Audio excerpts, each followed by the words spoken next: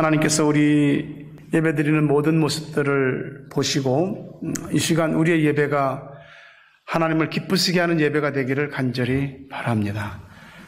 마음에는 간절히 이곳에 와서 함께 예배드리기를 원하는 우리 교우들이 있는데 가정에서 온라인으로 영상 예배를 드리게 되었습니다.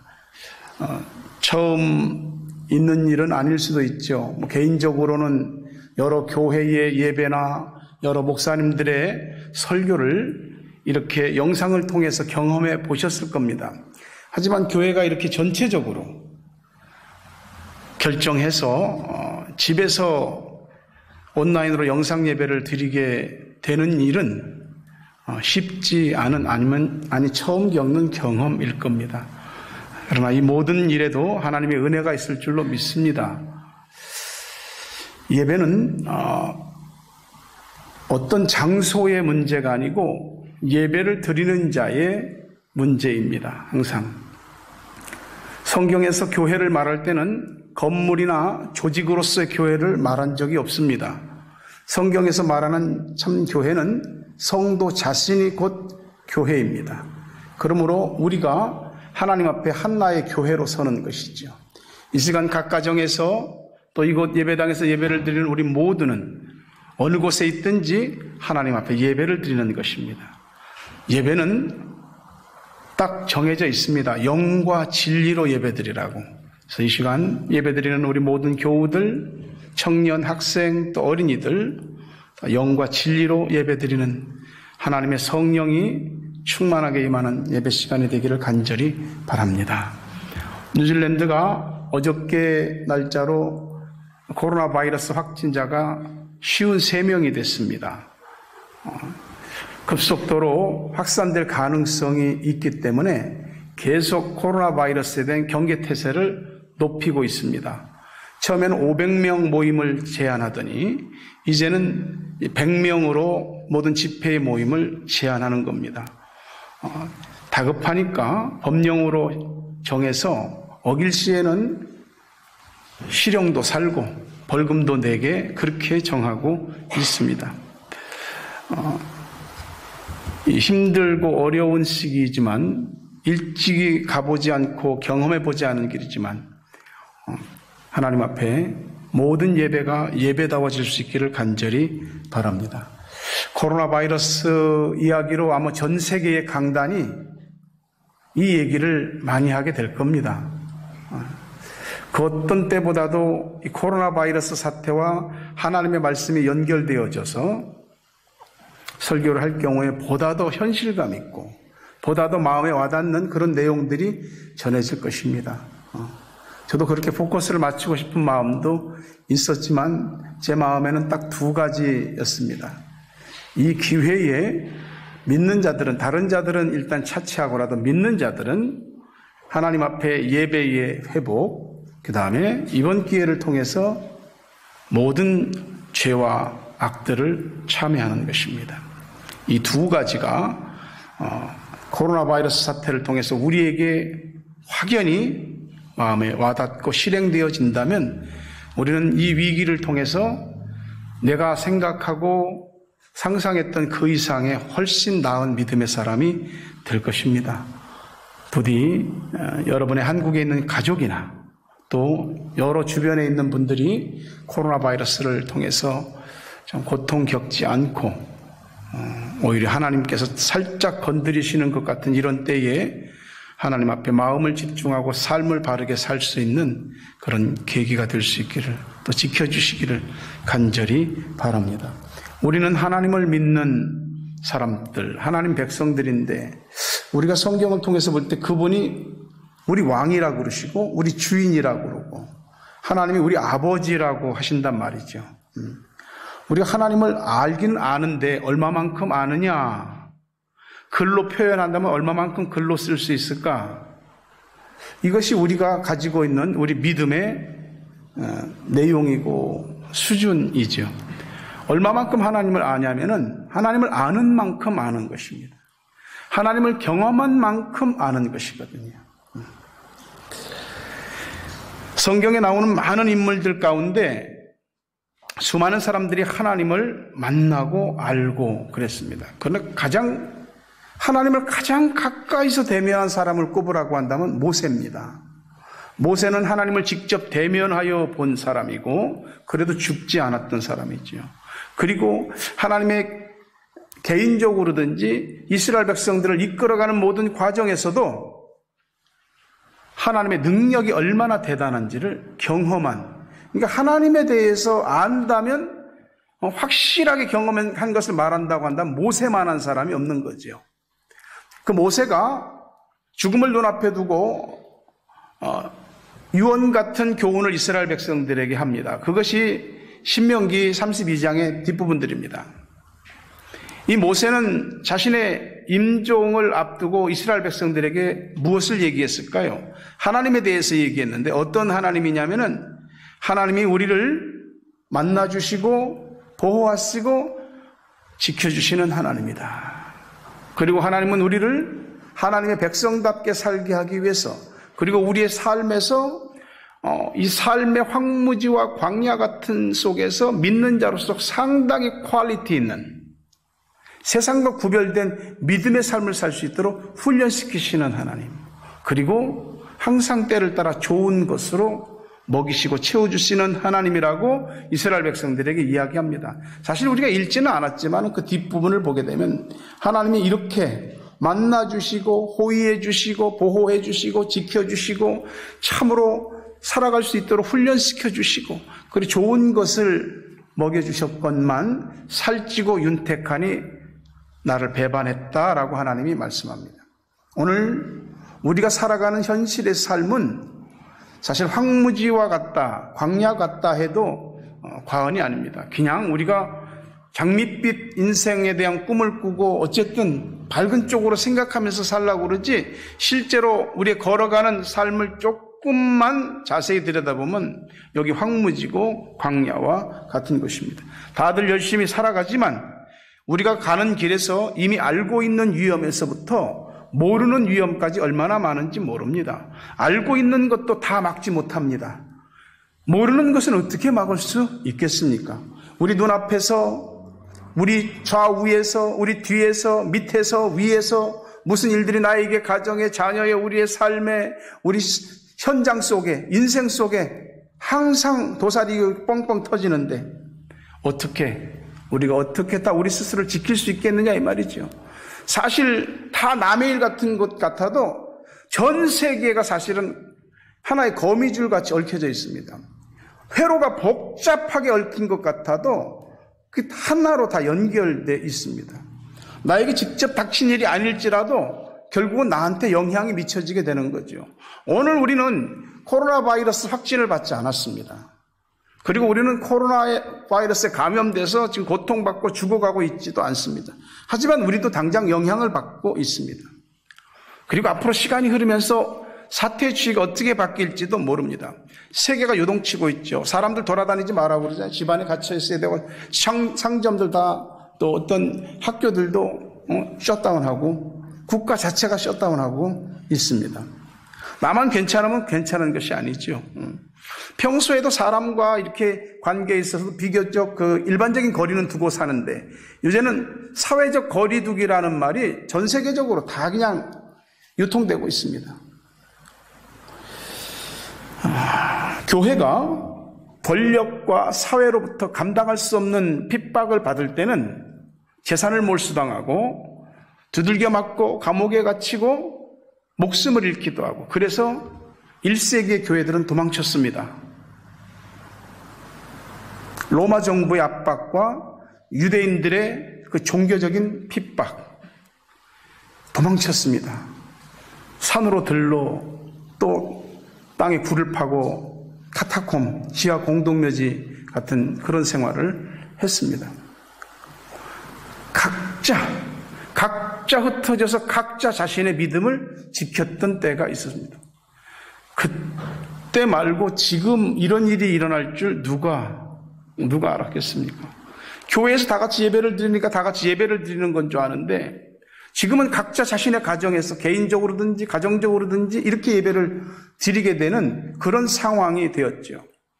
지금이야말로 하나님 앞에 우리의 예배가 진짜 예배인지 아닌지를 검증받는 시기. 우리는 지금 우리의 믿음과 예배가 테스트 받고 있다는 것을 아셔야 됩니다. 지금 교회에서 예배를 드리시는 여러분들도 그렇고 가정에서 예배 드리시는 분들도 그렇고 여기서 있던 분들이 또 가정에 가서 또 예배 드릴 거 아닙니까? 여러분, 하나님 앞에 우리의 예배는 지금 하나님의 저울에 올라와 있는 겁니다. 과연 영과 진리로 예배를 드리는지, 예배를 드리기 위해서 집에서 영상 예배를 이렇게 준비하는 우리의 마음가짐은 어떤지, 오직해야 영상 예배를 드리는 것에 대한 지침들이 배부가 되는 겁니다. 미리 집에서 성경책 딱 펴놓고 준비하고 토요일이면은 주보 파일이 미리 갈 겁니다. 아, 내일 예배가 이런 식으로 순서가 되는구나. 그러면 성경책 찬송가 딱 준비해 놓고 아이들 딱 영상 앞에 집중시켜 놓고 교회 와서 예배 드리는 것처럼 하나님께서는 장소 불문입니다. 예배가 예배다우냐 그것을 보시는 거죠. 오늘 인터넷이라는 이 매개수단이 없었다면 과연 어떻게 영상 예배를 드릴 수 있었겠습니까? 아마 각자 다 혼자 가정에서 이렇게 예배를 드릴 겁니다. 마지막 때의 요한계시록 말씀처럼 인류에게는 전무후무한 대환란이 닥치게 됩니다. 그때에 용과 짐승은 교회를 회파할 것이고 믿는 자들이 예배를 못 드리게 할 겁니다. 그때가 되면 아마 각자 도망가야 될 것이고 각자 자기 자리에서 소리도 못 내고 하나님 앞에 영으로 찬미하고 소리내서 기도하지 못하고 속으로 기도하는 그때가 올 겁니다. 그런 때가 언제 올지 우리가 어떻게 알겠습니까? 지금 각자 집에서 예배 드릴 때 그런 중심으로 예배를 드려야 됩니다. 온라인 영상으로 예배를 한 번, 두 번, 또 한 달, 두 달 예배를 드리다 보면은 굉장히 해이해지기 쉽습니다. 이때야말로 여러분의 마음을 잘 다스리셔야 할 때입니다. 예배를 잘 드릴 수 있기를 간절히 바랍니다. 내가 믿는 하나님이 어떤 믿음이고 내 예배가 어떤 예배인지 내 믿음은 어떤 믿음인지를 알게 하는 그런 시간인 겁니다. 여러분, 예배당에서 예배드리는 교우들, 가정에서 예배드리는 우리 모든 믿음의 식구들, 동일한 성령께서 같은 은혜와 복을 주시기를 주의 이름으로 축원합니다. 우리는 우리 삶에 대한 계획들이 있지만 장담 못합니다. 근데 지켜주는 보호자가 있으면 상황은 달라집니다. 우리 아이들이 자신들의 힘으로 태어나서 알아서 살고 알아서 크고 그렇게 못합니다. 나는 어른인데 아니요, 우리 인생은 만만하지가 않습니다. 그건 황무지고 광야라고 말씀하고 있기 때문에 그렇습니다. 어제도 그랬고 오늘도 그랬고 내일도 우리에게는 보호자가 필요한 것이죠.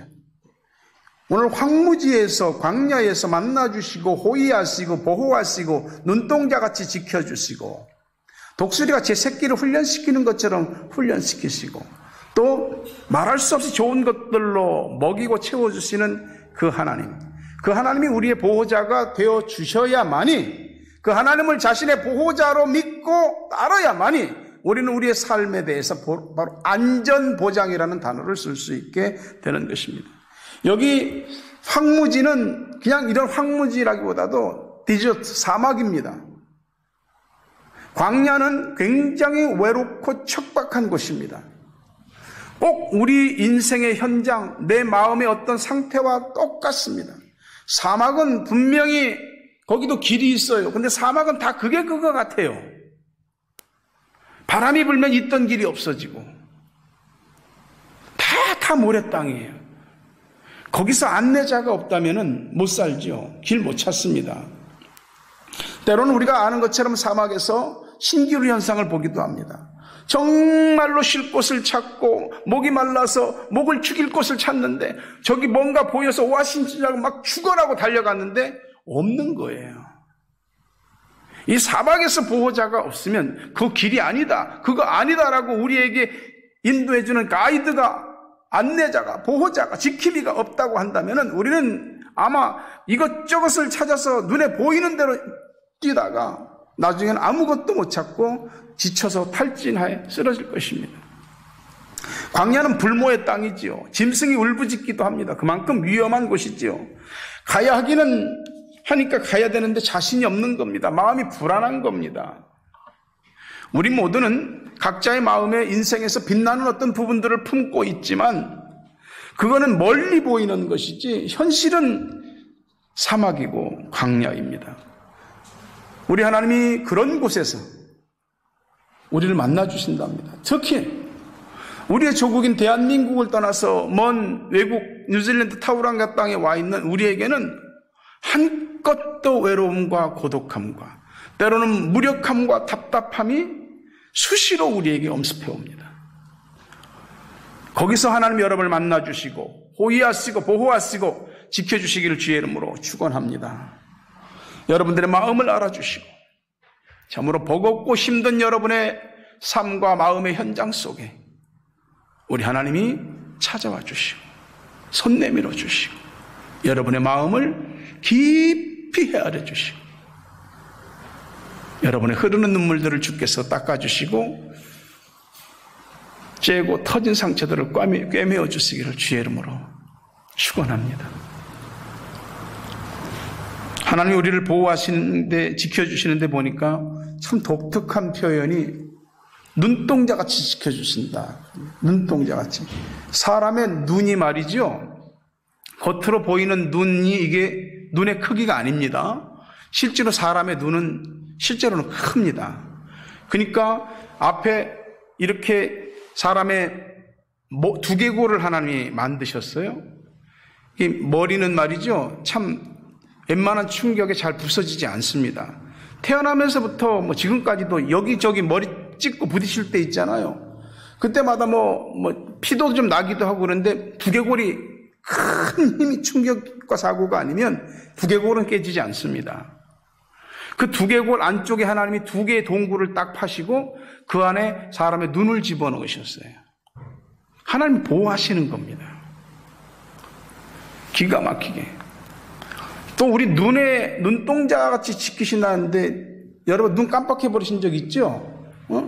윙크 같은 거 말고 눈에 뭐가 들어올 것 같으면 순간적으로 눈이 깜빡합니다. 못 들어오게 하는 거죠. 뭐가 들어오면 신비롭게도 이 눈물샘이 자극을 받습니다. 그래서 눈물샘이 자극을 받으면 그 눈물 속에 티가 섞여서 빠집니다. 조금 지나면 가라앉습니다. 하나님이 우리를 지키시는데 2중, 3중, 4중으로 다시 말하면 철저하고 완전하게 지키신다는 것, 이것을 믿으시기를 간절히 바랍니다. 12절 말씀 보니까 여호와께서 홀로 그를 인도하셨고 그와 함께한 다른 신이 없었도다. 우리를 인도한 신은 하나님밖에 없어요. 다른 신이 우리와 함께하고 인도하신 것이 결코 아닌 것이죠. 나를 위해서, 내 가정과 자녀를 위해서, 교회를 위해서, 세계 열방을 향해서 주님은 계획이 있으시다. 그 하나님께서 여러분의 황무지와 광야에서 여러분을 만나시고 친히 가드가 되어주시고 프로텍트, 보호해주시고 여러분을 지켜주시는 놀라운 역사가 우리 성도들에게 있기를 주의 이름으로 축원합니다. 또 하나 하나님은 트레이너입니다. 무얼 훈련을 하나 해도 이 트레이너가 있는 것하고 없는 건 다릅니다. 예를 들어서 뭐 짐 같은 헬스장에 가서 할 때에 뭐 자기 나름대로 뭐 하지요. 하는데 이 코치가, 트레이너가 와갖고 딱 이렇게 해주면, 코치해주면 똑같은 시간을 운동을 해도 보다 더 효과적이고 보다 더 능률적인, 그래서 괜찮은 결과들이 나오게 되죠. 때로 열심히 막 공부를 하는데 어떤 가르쳐주는 선생님이 딱 원포인트 레슨을 하나씩 딱 해주고 그리고 딱딱 틀을 잡아주면 공부를 해도 달라지게 되는 거죠. 트레이너는 나를 힘들게 하는 사람이 아닙니다. 우리 인생에 틀을 짜주는 트레이너가 있어야지 비로소 모양이 잡혀가게 되는 겁니다. 엄청나게 많이 알고 있는 지식도 체계가 안 잡히면 그냥 쪼가리에 불과한 것입니다. 구슬이 서말이라도 꿰야 보배다 그럽니다. 하나님께서 우리 인생 이 구슬과 같은 참 빛나는 보석 같은 부분들이 많이 있는데 그게 여기저기 그냥 다 쪼가리로 그러니까 그걸 하나씩 다 엮어주시는 겁니다. 그래서 우리를 훈련시키시거든요. 모르시는 게 없고 못하실 것이 없는 완벽한 트레이너입니다. 모세는 하나님을 독수리 어미에 비유해서 오늘 말씀하고 있습니다. 독수리가 이 높은 곳이나 벼랑 끝 이런 곳에 사람 손이 좀 안 닿는 곳에다 집을 짓죠. 거기다 새끼를 알을 낳고 하나하나 2개의 알을 낳고 키웁니다. 근데 그 새끼가 부화돼서 나오면 그 쉴 새 없이 물어다 날릅니다. 근데 독수리 어미가 언제까지나 그렇게 하는 건 아닙니다. 여러분 자녀를 두고 있는 부모님들이죠. 자녀를 향한 부모님의 사랑은 한 가지가 아닙니다. 다양합니다. 굉장히 엄한 부분도 있고요. 굉장한 사랑과 따뜻함과 그리고 안아줌 이걸로 우리 아이들을 품는 경우도 있습니다. 내 자식에 대해서 내 살점이라도 띄어서 먹일 만한 그런 사랑과 깊은 마음들을 가지고 있지만 내 새끼들이 이 살벌한 무한경쟁의 시대에서 어디 설 곳 하나 없이 네가 알아서 네 인생 해. 그래서 우리 자식들이 그냥 이 세상에서 홀로 어디 설지도 모르고 뭐 할지도 모르고 그렇게 되는 자녀로 키우고 싶은 부모는 없는 겁니다. 여러분들이 자녀를 잘 되게 하기 위해서 여기도 온 겁니다.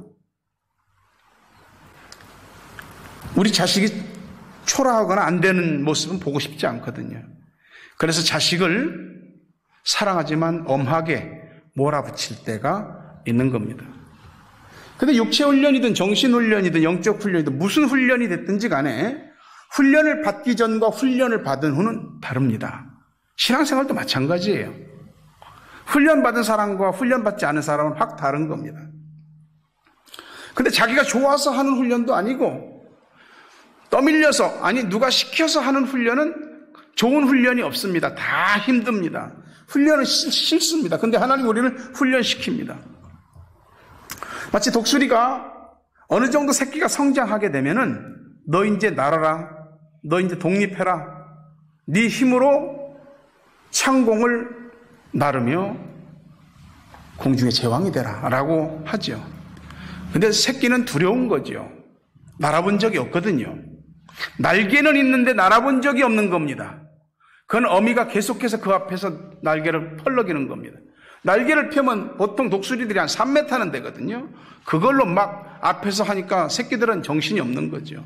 막 몰립니다. 어미가 떨어뜨리죠. 둥지를 흩어버려요. 어떤 지역의 독수리들은 둥지에 있는 그 둥지 가지라든지 막 이런 것들 하나하나 다 빼버린답니다.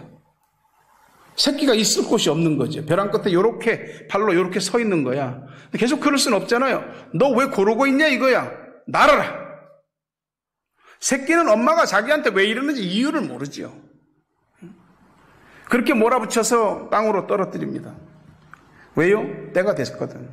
날아야 될 때가 된 겁니다. 둥지를 벗어날 때가 된 겁니다. 우리는 우리의 삶에 있어서 지금보다 훨씬 더 나은 삶의 모습들, 그것이 겉모습이든지 아니면 속이든지 어쨌든 변화를 우리가 다 꿈꾸고 있고 품고 있습니다. 근데 변화를 가장 원하면서도 변화를 위한 드라이버는 우리가 걸지 않습니다. 변화를 위해서 드라이버를 걸기 위해서는 반드시 훈련을 받아야 되는데 그게 싫은 겁니다. 그냥 어떻게 그 둥지 안에서 비비고 버텨보려고 하는 거죠.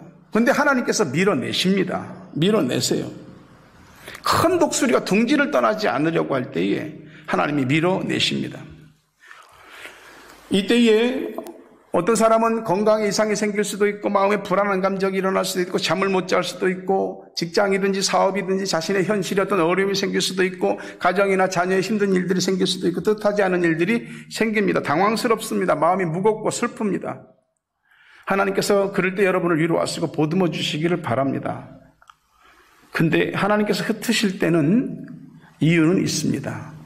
그래서 어떤 일들은 우리로 하여금 뭔가를 생각하게, 뭔가를 깨닫게 합니다. 하나님이 가까이 와 계시는 상황입니다. 하나님께서 나를 훈련시키는 연단일 수도 있고요. 어떤 사람은 세상의 잠에 취해 있고 그 잠에서 일어나지 못하고 헤매는 사람이 있을 때 그 잠을 깨게 하시기 위한 하나님의 어떤 방법일 수도 있습니다. 교회를 다니는 것이 아니라 진짜 신앙생활을 해야 할 때, 지금의 신앙보다 한 단계 더 올라서는 신앙이 되어야 될 때, 그때 바로 이런 것들을 하나님이 체험하게 하십니다. 만약 내가 원하는 대로 내 인생에서 모든 일이 다 잘 됐다, 그러면 정말 좋은 일일까요? 그러면 우리가 진짜 예수 믿었을까요? 내 인생의 둥지를 흩으시는, 싫지만 그 하나님의 손길이 있었기 때문에 오늘 우리가 믿었고 지금 여기 와 있는 겁니다. 참 신기하게도 제가 서두에도 말씀드렸지만 배부르고 풍요로워지고 살찌면 하나님을 잊어버리는 일들이 허다합니다. 모든 게 형통하고 풍족해지면 영적인 감각들이 무디어지고 하나님보다 현실이 전부가 되고 둥지 안에 있으려고 하고 자신의 둥지를 자꾸 키우려고만 합니다. 로마서 8장 6절부터 8절에 보면 육신의 생각은 사망이요 영의 생각은 생명과 평안이니라. 육신의 생각은 하나님과 원수가 되나니 이는 하나님의 법에 굴복하지 아니할 뿐 아니라 할 수도 없습니다. 육신에 있는 자들은 하나님을 기쁘게 할 수 없느니라. 이 말씀이, 성경의 모든 말씀들은 세상을 향해서 준 말씀이 아닙니다. 1차적으로 모든 믿는 사람들에게 준 말씀입니다. 근데 믿는 사람들이 육신의 생각을 해? 할 수 있습니다. 믿기는 믿는데 여전히 육신입니다. 육신에 속한 사람입니다. 분명히 하나님의 사람인데, 소속이 하나님인데 살아가는 삶의 라이프 스타일, 내용들이 세상적이고 육신적인 거죠. 하나님과 원수가 될 때까지도 모르는 겁니다. 이런 사망의 생각을 깨우기 위해서 하나님이 보금자리를 흩으실 수가 있습니다. 그때에 Why me? 이런 소리를 우리가 지르게 되는 겁니다. 근데 그게 하나님 손길이에요. 왜 이렇게 마음이 불안하지? 왜 하는 일마다 잘 안 풀리지? 왜 우리 집에 우리 아이한테 이런 일이 생기지? 왜 나한테 이런 일이 생기지? 하나님이 나한테 뭔가 말씀하시고 싶은 게 있는 겁니다. 그때 들을 수 있는 귀가 저와 여러분 모두에게 열리게 되기를 간절히 바랍니다. 하루에도 몇 번씩 뉴스를 듣는데 좋은 얘기들이 얼마나 나오나요? 정치, 경제, 사회, 문화, 또 여러 개인이든 집이든 무슨 소식들 일어나는 것 보면은 문제입니다. 저 집은, 저 사람은, 저 나라는 다 문제, 끙끙 앓는 소리들이, 여기저기서 골마 터진 소리들이, 부서지고 깨진 소리들이 막 나오기 시작하는 겁니다. 하나님께서 우리한테 그럽니다. 넌 독수리야. 넌 날아. 근데 우리가 계속해서 안 날 때 하나님께서 둥지를 흩으시는 겁니다. 독수리가 자기 새끼를 떨어뜨릴 때 안 죽입니다. 새끼가 나 살려라 그러면은 어미가 딱 받아서 다시 또 올라가고 또 잠깐 쉬게 하는 듯이부터 또 떨어뜨리고. 왜 이러시냐고. 나한테 감정 있냐고. 아니요, 날게 하시려고. 나 그렇게 원하는데, 그렇게 기도하는데 왜 하나님 안 들어주시냐고요. 나 1년 동안, 3년, 5년 긴 시간 동안 기도했는데 아직 반주하시면 안 됩니다. 아직 멀었습니다. 왜 안 고쳐주시냐고. 몇 년째인데 왜 안 풀어주시냐고. 지치지요. 견디기 어려운 시련은 무너지기 딱 좋은 시간입니다. 인간적으로 생각하면 회의에 빠지고 너무나 힘들고 깔아앉지만 그때가 바로 하나님이 우리에게 신호를 보내는, 메시지를 보내는 시간이, 정신을 차려야죠. 하나님이 나를 지금 다루고 계시는 시간, 하나님이 그 어느 때보다도 나에게 가까이 와 계신 시간, 내가 하나님을 알아가는, 경험할 수 있는 시간인 거죠. 정말로 힘들고 고된 일이 마음과 육신과 삶을 무력하게 만드는데 우리 하나님은 트레이너라. 우리가 우리 스스로 일어서고 날개를 펴고 날 수 있을 때까지 하십니다. 왜 나냐고. 다 계획이 있습니다. 하나님한테. 가장 큰 어려움과 가난 속에서 곧 죽을 것 같은데 나 망하게 내버려 두시지 않습니다. 날마다 눈물이 납니다. 가슴이 터집니다. 소망이 없는 현실인데 이상하게도 놀랍게도 하루하루가 넘겨지고 있습니다. 하나님이 날개로 받아주시고 있는 겁니다. 독수리도 지 새끼 땅에 떨어 죽이는 실수 안 합니다. 하나님이 우리를 망하게 하는 일은 없습니다. 근데 그 날개가 달면 생기고 날기 시작하면 확 바뀝니다. 근데 날개가 금방 생기냐고. 금방 날개를 접고 날을 수 있냐고. 시간이 필요해요. 시간이. 날개가 자랄 시간이 필요하고 날개를 퍼뜨길 수 있는 힘이 생기는 시간이 필요한 겁니다. 그때가 우리 삶이 지금 황무지와 같고 광야와 같이 힘든 시간일 수 있는 겁니다. 여러분이 믿으면서 많은 역경들을 경험할수록 여러분의 믿음의 날개는 자라고 강해지고 얼마든지 하늘에 떠서도 내려오지 않을 수 있을 만큼 힘 있는 믿음의 날개들이 될 줄로 믿습니다. 어떤 사람은 너무 행복해서 그 행복이 믿음을 약하게 만듭니다. 어떤 사람은 너무나 어려운데 그 어려움이 그 사람을 정말로 강한 믿음의 사람이 되게 해 줍니다. 스스로 날지 못하는 어린 믿음은 있습니다. 하지만 언제까지 그럴 수는 없는 거거든요. 날아보지 않으면, 날개를 펴고 하늘 창공으로 비상해 보지 않으면 절대 볼 수 없는 경지가 있습니다. 땅에서도 저기 어떻게 생겼을 것이야 생각할 수 있지요. 생각으로 나는 것과 실제로 나는 것과는 완전히 다른 거거든요.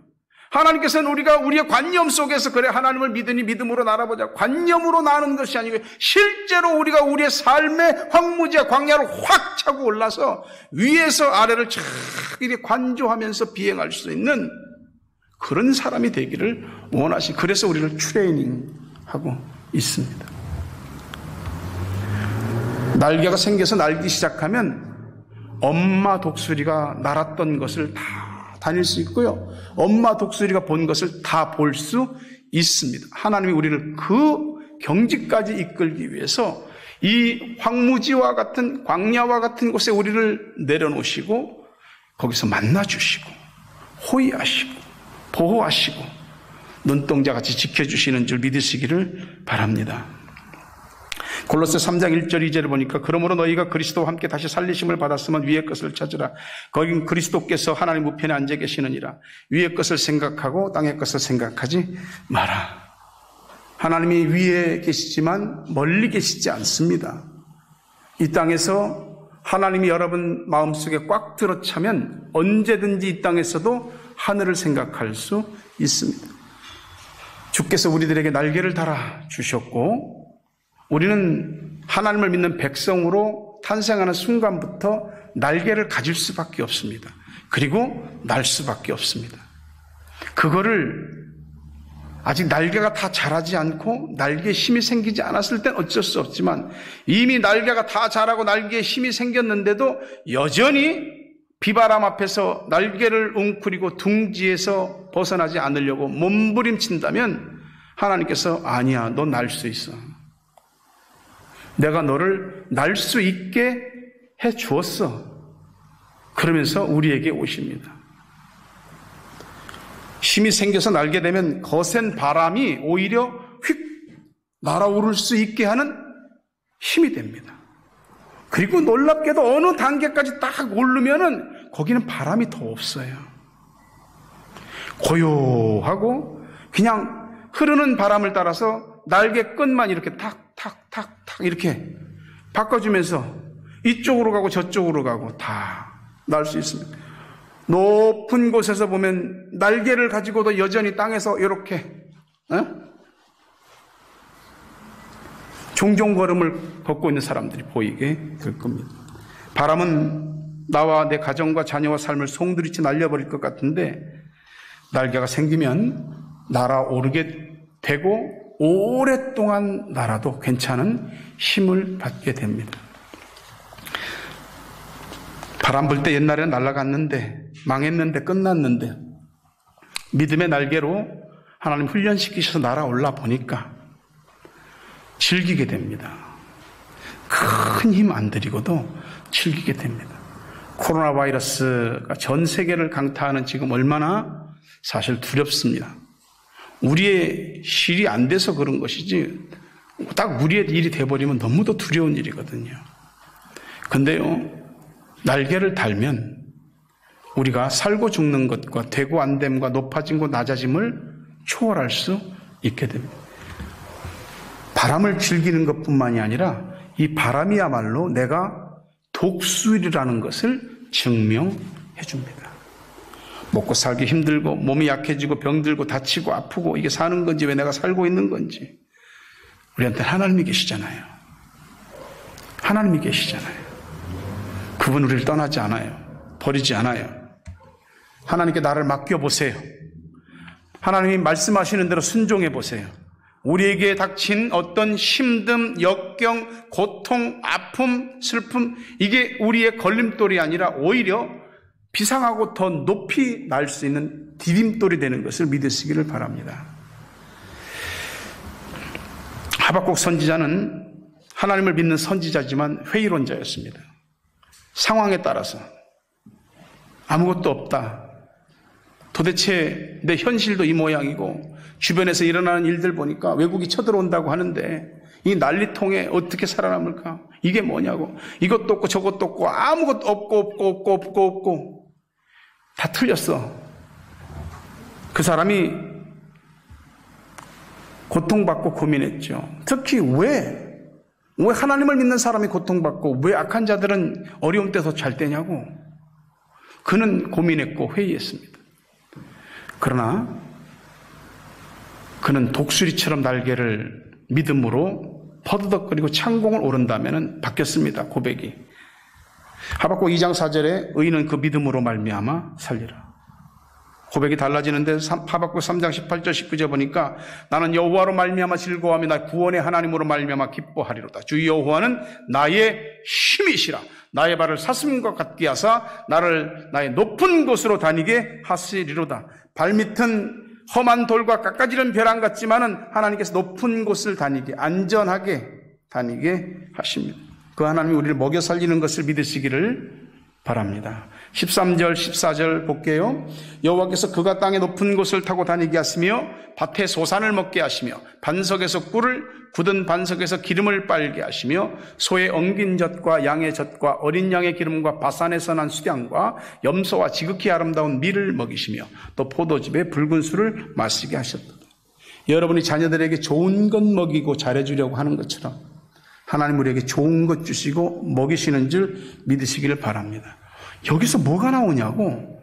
이 반석에서 꿀이, 이 굳은 반석에서 기름이 하나님께서 하십니다. 도저히 될 수 없는데 거기서 하나님께서 하게 하십니다.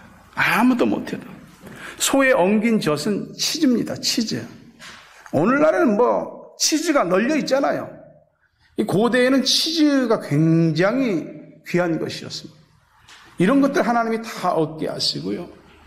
바산에서 난 숫양, 바산의 태생의 그 숫양들은 엄청나게 가치도 있고 고급스러웠어. 그런 물질의 복, 아름다운 곡식 먹게 하시고 붉은 포도주로 상징되는 풍요와 번영을 하나님이 허락하십니다.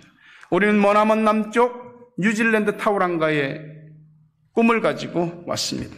우리 제2의 인생을 위해서, 우리 자녀들에게 보다 더 나은 미래를 위해서 행복한 가정을 꿈꾸며 여기 왔습니다. 그런데 현실은 참으로 힘이 듭니다.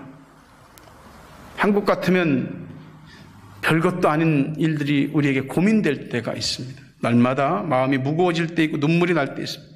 이건 뭐야? 나 이러려고 온 거 아닌데. 꿈은 멀리 있고 현실은 사막이고 광야입니다.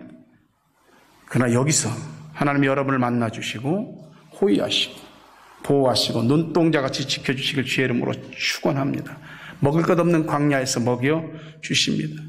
여기서 믿음의 날개를 다는 사람들에게 홍해가 갈라지는 기적을 보게 하시고 또한 굳은 바위에서 샘이 터져나오게 하실 것입니다. 훈련받을 때는 꼭 죽지 않을 만큼만 주십니다. 혹시 교만해서 넘어질까 해서 넘어지지 않을 만큼만 딱 주세요. 근데 어느 시기가 되면 하나님이 많이 주십니다. 왕창 주십니다. 몽땅 주십니다. 차고 넘치게 주십니다. 맨날 땅에서 지지고 볶고 하지 말고 하나님을 믿고 하나님께서 날개를 휘저어봐라. 퍼득여봐라 그러면 믿음으로 날개를 퍼득이며 떨어지면 죽을 것 같은 벼랑에서 믿음으로 떨어져 보십시오. 하나님이 나에게 하시는 말씀들이 있습니다. 내 삶의 여러 가지 일들을 통해서 하나님이 나한테 너 내가 이렇게 하기를 원해 할 때에 그것이 마음에 와닿거들랑 하나님의 말씀이라고 확신이 들거들랑 믿음으로 벼랑 끝에서 뛰어내리십시오. 하나님이 나한테는 다 계획이 있어. 너에 대한, 네 자식에 대한, 너의 인생에 대한 계획이 다 있어. 나를 믿고 뛰어. 그 하나님을 만나십시오. 하나님의 도우심이 어떠한지, 하나님의 능력이 어떠한지 경험하실 수 있게 되기를 바랍니다. 너무도 힘든 시간 믿음으로 잘 이겨내시고 독수리처럼 창공을 높이 날며 다들 어려워하는데 유유자적하며 아래쪽을 관조하며 내려다볼 수 있는 우리 타워랑과 샘물교회 믿음의 식구들 되기를 주의 이름으로 축원합니다. 한번 따라서 해보실래요? 하나님은 나를 사랑하십니다. 믿으시면 아멘 하십시오. 왜 나를 깊은